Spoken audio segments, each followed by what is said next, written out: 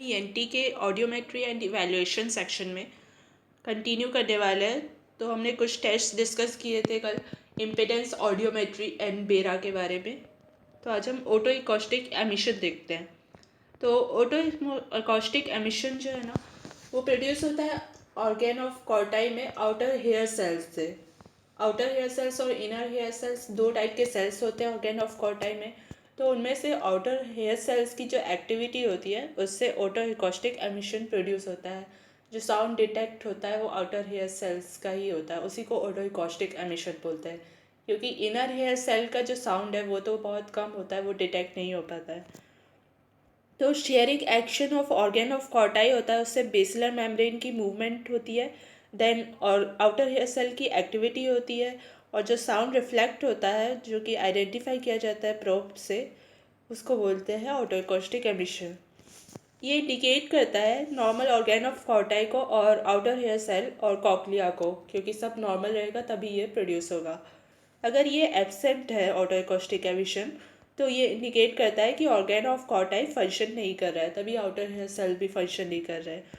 तो फिर हम रिप्लेस करते हैं उसको कॉक्लियर इम्प्लांट से। और अगर कॉक्लियर नर्व डैमेज्ड है तो फिर कॉक्लियर इम्प्लांट के लिए हम नहीं जा सकते।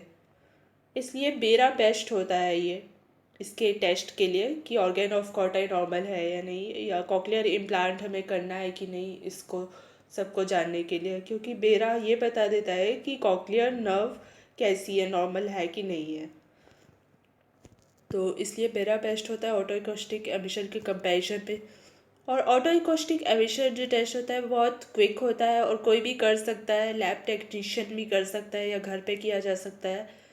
इसलिए इसको ज़्यादा लोगों पे किया जा सकता है और क्विक रिजल्ट्स भी पाए जा सकते हैं इसके। इसलिए ये स्क्रीनिंग के लिए यूज़ करता है। इनफैक्ट्स में स्क्रीनिंग जो होती है ना हियरिंग की, उसके लिए हमें यूज़ करते हैं इसे। इसलिए अगर हमें कॉक्लियर इम्प्लांट अर्ली लगाना है तो उसके लिए हम यही यूज़ करते हैं। क्योंकि जब हम स्क्रीनिंग कर लेंगे सारे बच्चों की तो हमें रैंडमली पता चल जाएगा कि किस में हियरिंग लॉस हो रहा है, तो उसके कॉक्लियर इम्प्लांट के लिए हम आगे का प्रोसेस कर सकते हैं। फिर उसमें हम बेरा भी करके देख सकते हैं कि कॉक्लियर इम्प्लांट यूज़फुल होगा या नहीं, जिससे ये पता चल जाए। तो पहले तो स्क्रीनिंग के लिए हम ऑटो एकॉस्टिक एमिशन ही यूज़ करते हैं, जिससे कि जल्दी हो जाए टेस्ट। और टेस्ट जो प्रेफर करते हैं ना हम स्क्रीनिंग के, उसके कुछ क्राइटेरियाज होते हैं। जैसे क्या होते हैं, इजी होने चाहिए वो करने के लिए, क्योंकि ज़्यादा नंबर ऑफ़ पीपल पे करना है, बहुत बड़ी संख्या में करना है हमें। और रिज़ल्ट इमीडिएटली ऑब्टेन होने चाहिए, क्योंकि पेशेंट ने उसके लिए पूछा नहीं है ना, उसके लिए बोला नहीं है कि ये टेस्ट करो, तो इसलिए वो बाद में फिर से नहीं आएगा उसको रिपोर्ट लेने के लिए। तो फिर हम पेशेंट को कहाँ ढूंढेंगे, फिर थोड़ा मुश्किल काम हो जाएगा। कॉस्ट इफ़ेक्टिव होना चाहिए, क्योंकि पेशेंट उस टेस्ट करने के लिए नहीं बोला है तो फिर वो उसके लिए पे भी नहीं करेगा। हम उसको फ्री ऑफ कॉस्ट कर रहे हैं इस टेस्ट को, तो कॉस्ट इफ़ेक्टिव तो होना ही चाहिए। तो ये सारे जो क्राइटेरियाज है वो स्क्रीनिंग टेस्ट के लिए यूज़ किए जाते हैं, तभी उस टेस्ट को स्क्रीनिंग के लिए यूज़ करते हैं हम, जब जब क्राइटेरियाज ये फुलफ़िल हो जाते हैं। तो इसके टाइप्स होते हैं ऑटो एकॉस्टिक एमिशन के, दो टाइप्स होते हैं, स्पॉन्टेनियस होता है और इवोक्ड होता है। स्पॉन्टेनियस तो मतलब कि बिना प्रोब डाले खुद ही से साउंड सुनाई दे रहा है, तो वो उतना डिटेक्टेबल नहीं होता है, तो वो यूज़ नहीं किया जाता है। इवोक्ड मतलब इवोक्ड जो उसमें प्रोब डालते हैं, और ये यूज़ किया जाता है टेस्टिंग के लिए। तो डायरेक्टली प्रोब को हम पुट क्यों नहीं करते और साउंड को हियर कर लेते हैं, क्योंकि साउंड को रिकॉर्ड करने के लिए कुछ साउंड दिया जाना ज़रूरी होता है, अदरवाइज जो साउंड रिफ्लेक्ट बैक हो रहा है ना वो डिटेक्ट नहीं होता है। स्पॉन्टेनियस कोई होता है, मतलब प्रोब हम डालते हैं लेकिन साउंड हम कुछ देते नहीं है, तो जो रिफ्लेक्ट बैक होता है साउंड वो हमको नहीं सुनाई देता है। और जो इवोक्ड होता है उसमें हम क्या करते हैं, कुछ साउंड देते भी है जिससे रिफ्लेक्ट बैक हो, तो वो डिटेक्ट तो हो एटलीस्ट। तो दो टाइप्स के साउंड हम यूज़ करते हैं। तो क्या क्या यूज़ करते हैं, पहला तो जब टेस्ट करते हैं हम पूरे ऑर्गेन ऑफ कॉर्टाई को, तो इस कंडीशन में हम सारी फ्रीक्वेंसी ऑफ साउंड देते हैं, इसको बोलते हैं हम क्लिक साउंड। तो ये ट्रांसिएंट इवोक्ड टाइप का होता है। तो ये टेस्ट कब यूज़ करते हैं, इन्फेंट्स में यूज़ करते हैं, या फिर जब ओवरऑल हियरिंग टेस्ट करना होता है तब यूज़ करते हैं इसको। और दूसरे टाइप का साउंड हम कौन सा देते हैं जब हम पूरे ऑर्गन ऑफ कॉर्टाई को टेस्ट नहीं करना चाहते।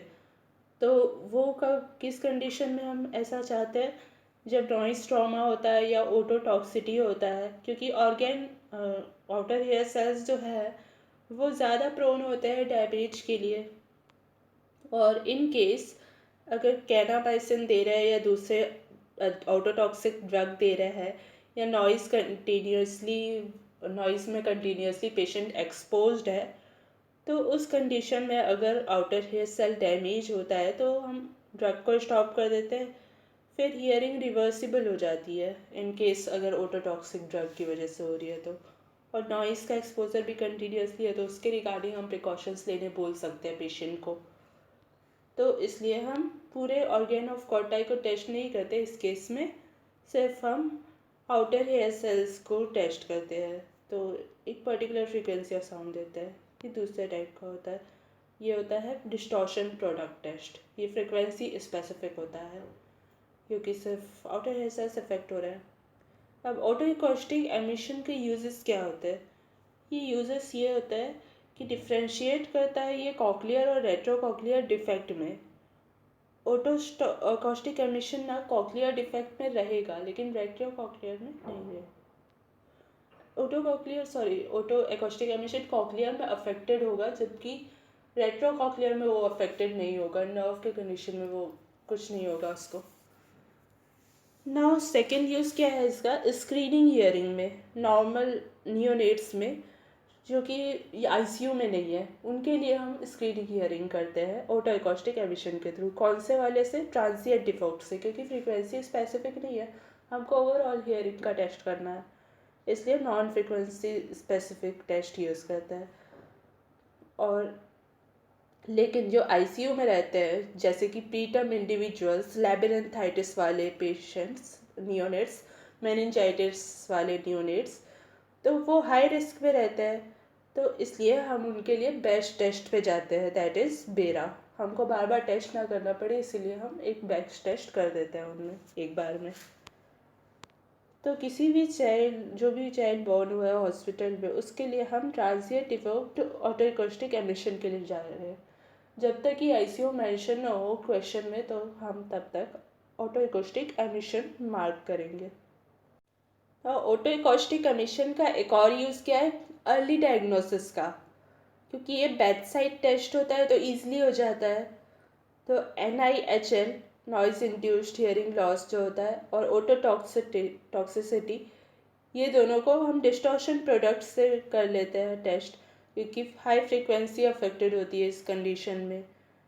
और इसके लिए हमें ऑडियोग्राम के लिए जाने की ज़रूरत नहीं है, हर बार हम ऑडियोग्राम ले ये ज़रूरी नहीं है, बल्कि अर्ली डायग्नोसिस हम डिस्टॉर्शन प्रोडक्ट वाले टेस्ट से भी कर सकते हैं। और जनरल हियरिंग का तो ट्रांसिएंट डिफेक्ट से कर ही सकते हैं। तो ये 3 यूजेस हो गए इसके डायग्नोस करने के लिए, स्क्रीनिंग करने के लिए एंड कॉक्लियर एंड रेट्रोकॉक्लियर डिफेक्ट को डिफ्रेंशिएट करने के लिए। नाउ एक क्वेश्चन है, अगर ट्रांसिएंट डिफेक्ट या distortion product auto acoustic emission की रिपोर्ट नेगेटिव आती है तो क्या हम लिखेंगे? क्या लिखेंगे? रिफर लिखेंगे या फेल लिखेंगे? रिफ़र लिखेंगे, क्योंकि फेल इज़ लाइक बहुत मेंटल प्रेशर डाल देगा पेरेंट्स पे। फेल तो बिल्कुल भी नहीं लिखना है, रिफ़र फॉर बेरा लिखना है। और अगर पॉजिटिव आता है ऑटो एकॉस्टिक एमिशन तो हम पास लिखते हैं, ठीक है। नाउ अगर मिडिल ईयर में डिफेक्ट होता है 30 to 35 डेसिबल तो साउंड जो वापस आ रहा है वो रिकॉर्ड नहीं हो पाता है। तो 30 to 35 डेसिबल या उससे ज़्यादा लॉस होगा ना तो फिर साउंड रिकॉर्ड नहीं हो पाएगा। तो फर्स्ट थिंग हम क्या करते हैं, फिर टिम्पैनोमेट्री करते हैं, क्योंकि वो सिंपल होती है तो इसलिए बाकी टेस्ट नहीं करते, टिम्पैनोमेट्री करते हैं। तो हो सकता है कुछ फ्लूइड चला गया हो मिडिल ईयर में, क्योंकि चिल्ड्रन में ये चीज़ बहुत कॉमन होती है, फ्लूइड चला जाता है मिडिल ईयर में। और अगर नॉर्मल आता है ये चीज़ टिम्पैनोमेट्री, मतलब मिडिल ईयर में हमें ऐसी कोई कंडीशन नहीं मिलती है तो फिर हम बेरा के लिए जाते हैं ताकि हम नर्व डिसफंक्शन को रूल आउट कर सकें। तो हमें ये तो पता चल गया कि हाँ मिडिल ईयर में कुछ नहीं है करके, और कॉक्लिया वाला भी पता चल गया ऑटो एकॉस्टिक एमिशन क्योंकि नेगेटिव आ रहा है, साउंड नहीं रिकॉर्ड हो रहा है। तो फिर हम नर्व डिसफंक्शन के लिए जाएंगे उसको रूल आउट करने के लिए। तो इस तरीके से हम आगे बढ़ते हैं टेस्ट में। नाउ बेरा के बारे में हम डिस्कस करते हैं। साउंड इसमें एक्सटर्नल ऑडिटरी कैनाल से दिया जाता है और इलेक्ट्रोड्स अटैच होते हैं सारे पूरे ऑल ओवर हेड में, और रिजल्ट इसमें ऑब्टेन होता है ग्राफ के फॉर्म में। और टेस्ट के लिए क्या करना होता है कि चाइल्ड को सुलाना होता है जिससे कि वो कुछ एक्टिविटी ना करे, और इसलिए हम पेरेंट्स को बोलते हैं कि चाइल्ड को रात में सोने मत दो करके। और अगर फिर भी वो नहीं सोता है तो फिर उसे एनेस्थीसिया देना होता है हमें। और एनेस्थीसिया देने के लिए ये सब मशीन्स जो है स्पेसिफिक होती है, उसके बाद एनेस्थीसिया देने के बाद टेस्ट करने के लिए स्पेसिफिक मशीन्स होती है और वो कॉस्ट इफ़ेक्टिव नहीं होती है, इसलिए बेरा कॉस्ट इफ़ेक्टिव नहीं होता है और इसलिए स्क्रीनिंग के लिए भी यूज़ नहीं किया जाता है, क्योंकि इसमें तामझाम थोड़ा ज़्यादा होता है, थोड़े ज़्यादा इंस्ट्रूमेंट्स लगते हैं हमें करने के लिए। नाउ बेरा को हम कैसे रिप्रेजेंट करते हैं, ग्राफ के फॉर्म में रिप्रेजेंट करते हैं, और इसमें अलग अलग वेव्स आती है, 6 टाइप की वेव्स आती है। फर्स्ट वेव जो है ना वो एक पर्टिकुलर साइड को इंडिकेट करती है, हर एक वेव एक पर्टिकुलर साइड को इंडिकेट करती है। फर्स्ट वेव किसको इंडिकेट करती है? कॉक्लियर नर्व को, कॉक्लियर नर्व के डिस्टल पार्ट को। Then away from mid line, ना डिस्टल पार्ट मतलब क्या? Away from mid line. और सेकेंड वेव जो है वो किसको इंडिकेट करती है? प्रॉक्सिमल पार्ट को कॉक्लियर नर्व के, जो कि प्रेजेंट होता है इंटरनल एकॉस्टिक मीएटस में। और प्रॉक्सिमल पार्ट मतलब कि मिड लाइन के पास वाला होगा। नाउ थर्ड वेव आती है वो इंडिकेट करती है कॉक्लियर न्यूक्लियाई को। देन फोर्थ वेव आती है वो इंडिकेट करती है सुपीरियर ओलिवरी कॉम्प्लेक्स को, जहाँ पे 7th और 8th नर्व इंटरक्रॉस कर रहे थे, उस पोजीशन को इंडिकेट करते हैं, उस साइड को। देन 6th वेव जो होती है ना, 5th वेव अच्छा लार्जेस्ट भी होती है ना, सॉरी 4th वेव हमने सुपीरियर ओलिवरी कॉम्प्लेक्स को डिस्कस किया था। देन 5th वेव जो होती है ना वो होती है लैटरल लेमनिस्कस की, लैटरल लेमनिस्कस की होती है 5th वेव। और 5th वेव लार्जेस्ट भी होती है, इसको हम इस तरीके से याद कर सकते हैं, LL for lateral lemniscus and L for largest. Then 6th wave जो है उसके आगे के ऑडिटरी पाथवे को रिप्रेजेंट करती है। देन हर एक वेव ऑडिटरी पाथवे से आ रही है, एक एक साइड को रिप्रेजेंट कर रही है ऑडिटरी पाथवे से। तो जहाँ पे भी डिफेक्ट है ना उस वेव में अगर चेंज आएगा तो हमको एग्जैक्ट साइड पता चल जाएगी कि कहाँ पे एग्जैक्टली डिफेक्ट आ रहा है नर्व के पाथवे में। वेव 5 जो है सबसे ज़्यादा प्रोमिनेंट होती है, और लाउडनेस जिस पे वो अपीयर होती है ना वो मैच करता है थ्रेशोल्ड ऑफ हियरिंग पे। तो पेशेंट जब हियरिंग स्टार्ट करता है ना उसी टाइम पे एग्जैक्टली वेव 5 अपीयर होती है। और लार्जेस्ट वेव होती है वेव 5, अर्लीस्ट होती है अपीयर होने के लिए, और लास्ट में डिसअपीयर होती है, सबसे पहले आती है सबसे बाद में जाती है। इंटरप्रिटेशन कैसे करेंगे हम इसका, बेरा का? अगर वेव 1 अपीयर हो रही है लेट में तो बाकी अगर नॉर्मल है तो हम लेटेंसी के फॉर्म में उसको बोलेंगे, जितने सेकेंड्स की लेटेंसी होगी ना उस नंबर ऑफ सेकेंड्स की फॉर्म में हम उसकी लेटेंसी को बोलेंगे। और एग्जैक्टली वो साइड फिर हम डिटेक्ट कर लेंगे, वेव 1 वाली जो साइड है यानी कॉक्लियर नर्व वाली। फिर एक्स्ट्रा टाइम जिसके बाद जो वेव्स अपीयर होती है in form of number of seconds, तो हम उसको एज लेटेंसी बोलते हैं। तो अगर लेटेंसी आ रही है वेव 1 में तो कॉक्लियर डिफेक्ट होगा, यानी कि ऑर्गेन ऑफ कॉर्टाई में डिफेक्ट होगा, क्योंकि शुरू में ही डिफेक्ट आ रहा है ना। देन यूजेस क्या होते हैं बेरा के? अगेन कॉक्लियर और रेट्रोकॉक्लियर डिफेक्ट को डिफ्रेंशिएट करने के लिए, क्योंकि कॉक्लियर वाले में शुरू में आएगा डिफेक्ट वेव 1 में, और रेट्रोकॉक्लियर में बाकी वेव्स में डिफेक्ट आएगा, लेटेंसी आएगी आई मीन। और उसके बाद हम हियरिंग थ्रेशोल्ड फाइंड आउट करने के लिए भी बेरा को यूज़ कर सकते हैं, क्योंकि थ्रेशोल्ड किस पे होता है? जिस पे वेव 5 अपीयर होती है, तो उससे हमें हियरिंग थ्रेशोल्ड पता चल जाएगा कि वेव 5 कब हुई, कब अपीयर हुई।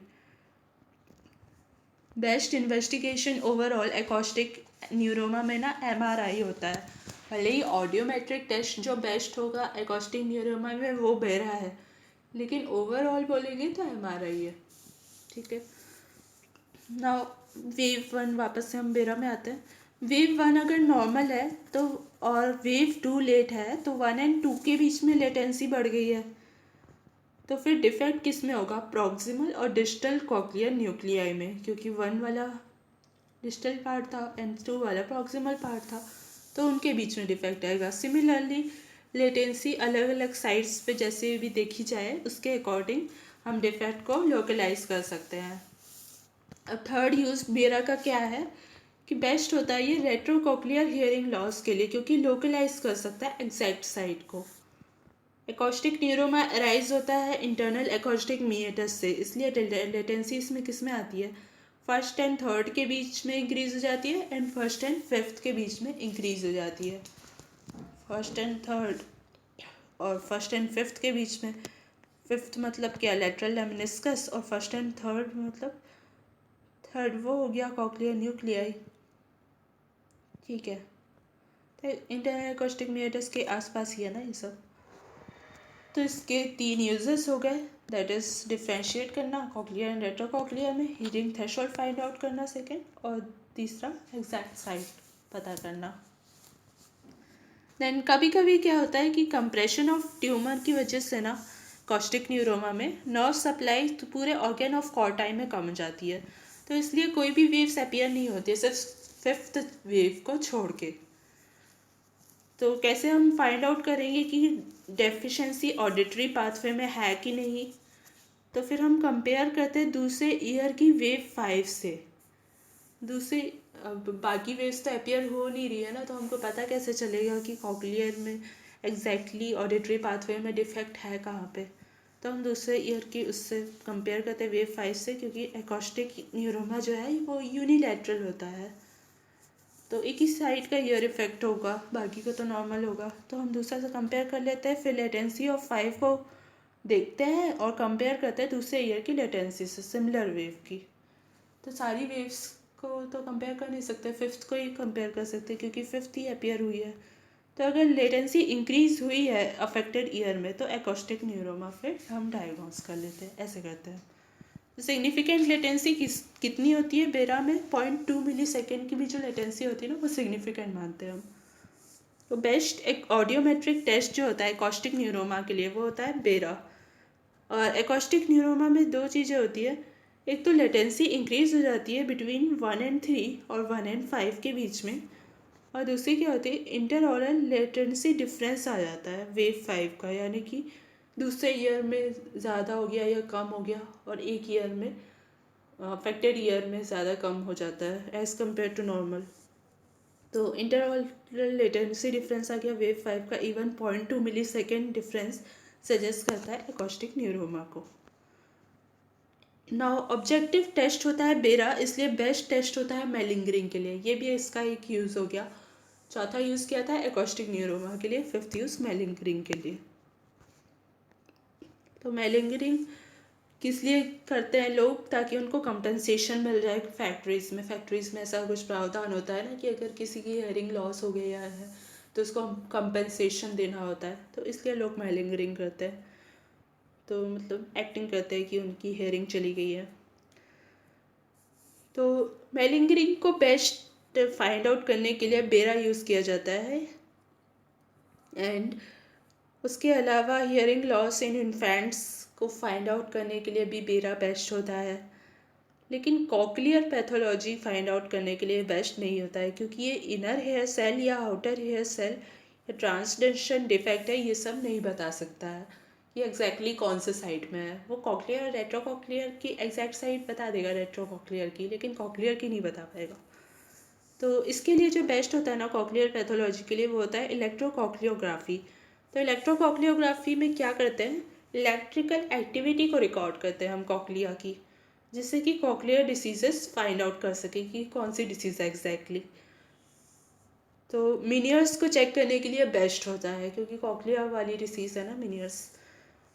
इसमें क्या करते हैं, हम प्रोब को पास करते हैं टिम्पैनिक मेम्ब्रेन के थ्रू, प्रोमोन्ट्री तक पास करते हैं, और प्रोमोन्ट्री जो मीडियल वॉल में होती है मिडिल ईयर की, वहाँ तक हम पास करते हैं, और फिर हम क्लिक साउंड देते हैं और जो भी इम्पल्स ऑकर होती है उसको रिकॉर्ड कर लेते हैं वेव फॉर्म में।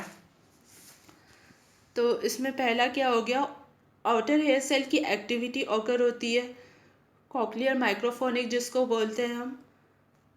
तो पर वो तो हम पहले ही टेस्ट कर सकते हैं ना ऑटो एकॉस्टिक एमिशन से, तो उसका उतना मतलब नहीं होता है।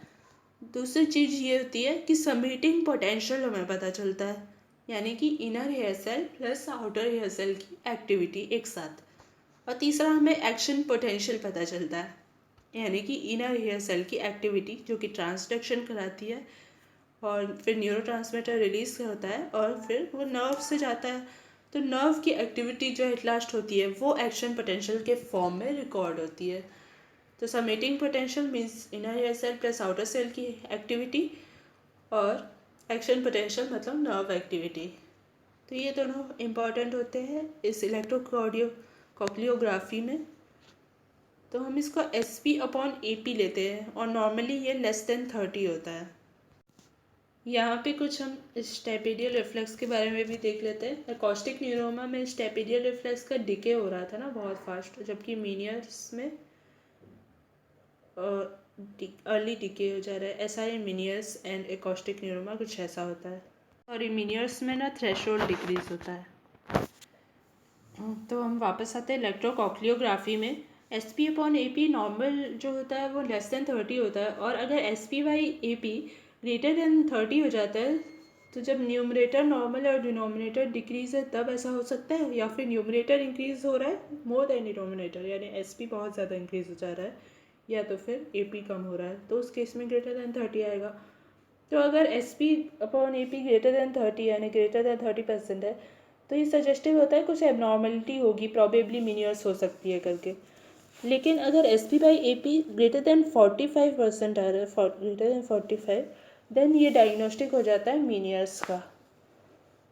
तो इंक्रीज हो जाता है ये SP/AP मीनियर्स में। ऐसा क्यों होता है? क्योंकि आउटर सेल हेयर सेल की एक्टिविटी जो है वो इंक्रीज हो जाती है, पर नर्व एक्टिविटी इंक्रीज नहीं होती है, एक्शन पोटेंशियल इंक्रीज नहीं होता है। SP में तो इनर हेयर सेल और आउटर हेयर सेल आ गया ना, तो आउटर हेयर सेल की एक्टिविटी इंक्रीज हो रही है, इसलिए समेटिंग पोटेंशियल इंक्रीज हो गया, यानी न्यूमरेटर इंक्रीज हो गया, तो इसलिए फाइनली SP/AP इंक्रीज हो गया। ठीक है, तो फिर देन देखते हैं इरिटेटिंग एक्टिविटी होती है कॉक्लिया में, इसलिए फिर मेनियर्स डिसीज होती है ना, वो एंडोलिम्फ इंक्रीज हो जाता है and all what ever. Now speech audiometry क्या होता है? ये रिहैबिलिटेशन में यूज़ होता है। ये होता क्या है, इसमें क्या डिटेक्ट करते हैं हम? एबिलिटी डिटेक्ट करते हैं हियर एंड अंडरस्टैंड स्पीच, मतलब सुनना तो चाहिए साथ में समझना भी चाहिए स्पीच को। तो हम पेशेंट का थ्रेशोल्ड फाइंड आउट करते हैं। उसको कैसे फाइंड आउट करते हैं? 2 सिलेबल के वर्ड्स देते हैं हम, जैसे कि टूथब्रश, हेडलाइट, आर्म चेयर, ऐसे वर्ड्स देते हैं जिसमें इक्वल एम्फेसिस हो दोनों सिलेबल्स में, और कितने वर्ड्स वो करेक्टली आइडेंटिफाई कर रहा है ये हम देखते हैं। और 10 डेसिबल से लाउडनेस को इंक्रीज़ कर देते हैं हर बार। और थ्रेशोल्ड पे क्या होता है? थ्रेशोल्ड वो होता है, मतलब हम थ्रेशोल्ड उस साउंड को बोल देते हैं इस केस में जब वो लाउडनेस आ जाती है जिसमें वो पेशेंट 50% ऑफ वर्ड्स को करेक्टली आइडेंटिफाई करे। तो जो भी लाउडनेस पे पेशेंट 50% ऑफ वर्ड्स को करेक्टली आइडेंटिफाई कर लेता है ना, उसको हम बोल देते हैं कि पेशेंट का थ्रेशोल्ड आ गया है। अब हम अलग अलग टेस्ट को कोलैबोरेट कर सकते हैं जिससे कि हम मेलिंगरिंग को डिटेक्ट कर सके, और अगर वो झूठ नहीं बोल रहा होगा तो थ्रेशोल्ड जो है डायग्नोस्टिक होगा सेम कंडीशन का अलग अलग टेस्ट में, क्योंकि उसको एक ही कंडीशन हो सकती है ना, अलग अलग थोड़ी ना होगी एक साथ। और डायग्नोस्टिक भी तो सारी कंडीशंस का आएगा अगर उसको अलग अलग कंडीशंस हो भी जाती है मान लो एक साथ, तो इसलिए हम कोलैबोरेट करके इसको टेस्ट कर सकते हैं मेलिंगरिंग को। इसमें एक SRT का कॉन्सेप्ट होता है स्पीच ऑडियोमेट्री में, that is speech reception threshold. तो वही जो थ्रेशोल्ड हम डिटेक्ट किए थे उसको स्पीच रिसेप्शन थ्रेशोल्ड बोलते हैं। तो अगर साउंड को हम इंक्रीज़ करते हैं ना इस लेवल पे कि वो समझा जा सके, तो उसको हम बोलते हैं डिस्क्रिमिनेशन स्कोर। पहले तो थ्रेशोल्ड आया जिसमें वो साउंड को आइडेंटिफाई कर रहा है, लेकिन करेक्टली आइडेंटिफाई करे, समझ ले, तो उसको हम बोलते हैं डिस्क्रिमिनेशन स्कोर। तो टेस्ट फंक्शन होती है ये नर्व्स के, क्योंकि अगर नर्व्स डिफेक्टिव होंगी तो डिस्क्रिमिनेशन स्कोर पुअर होगा, मतलब बहुत ज़्यादा इंक्रीज़ करना पड़ेगा हमें। और ये सजेस्टिव होता है न्यूरल डेफनेस का। ठीक है, डिस्क्रिमिनेशन स्कोर अगर पुअर है तो अगर नॉर्मल होगा तो थ्रेशोल्ड 10 से 20 डेसिबल इंक्रीज़ करेंगे अगर हम, तो 100% साउंड आइडेंटिफाई हो जाएगा करेक्टली। थ्रेशोल्ड मतलब 10 से 20 डेसिबल ही आएगा। और अगर 30 डेसिबल हियरिंग लॉस होता है तो ओवरकम करने के लिए हम साउंड देते हैं कंडक्टिव डेफनेस को। कंडक्टिव डेफनेस को ओवरकम करने के लिए हम साउंड देते हैं और उसके बाद वो आइडेंटिफाई कर लेता है सारे वर्ड्स को करेक्टली। लेकिन कॉक्लियर डेफनेस में क्या होता है कि अगर ओवरकम कर लिया वो कंडक्टिव हियरिंग लॉस को, फिर भी पेशेंट कभी भी 100% ऑफ वर्ड्स को करेक्टली आइडेंटिफाई नहीं कर पाएगा। अल्बत्ता उसका डिस्क्रिमिनेशन स्कोर धीरे धीरे इंक्रीज़ होगा, लेकिन 100% कभी नहीं होगा। तो ये हम पता लगा सकते हैं कॉक्लियर डेफनेस के बारे में। और रेट्रो कॉक्लियर डेफनेस में क्या होता है, बल्कि इसमें जब इंक्रीज़ करते हैं ना हम लाउडनेस को, उसको हियर, ताकि उसको सुनाई दे सके, तो पहले तो क्या होता है कि डिस्क्रिमिनेशन स्कोर इंक्रीज जाता है एक लेवल तक, उसके बाद लेकिन फॉल डाउन होने लगता है। पहले वो अच्छे से समझेगा, फिर गलत बोलने लगेगा और इंक्रीज़ करेंगे तो, क्योंकि ये नर्व फटिक के कारण होता है और वो साउंड ट्रांसमिशन स्टॉप कर देती है रेट्रोकॉक्लियर डेफनेस में। इसको हम बोलते हैं रोल ओवर कॉन्सेप्ट। ठीक है, तो ये सब हमने डिस्कस किया ऑडियोमेट्रिक टेस्ट के बारे में। सारे टेस्ट हमारे हो गए। Thanks for watching.